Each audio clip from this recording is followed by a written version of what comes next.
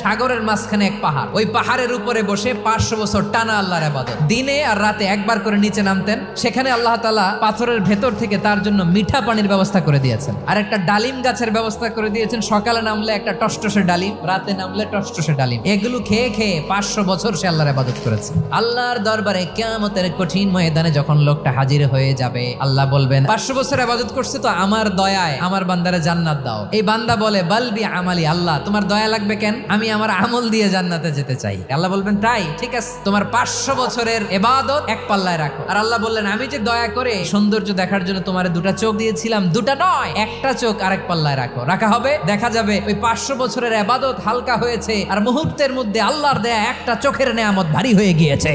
ফলাফল দেখো, হিসাব বলে তুমি এখন জাহান্নামে যাবা, যাও এবার জাহান্নামে যাও। এবার লোকটা কাচুমাচু করে বলে আল্লাহ এবার আমি বুঝতে পেরেছি তোমার দয়া ছাড়া দুনিয়ায় কেউ জান্নাতে যেতে পারবে না।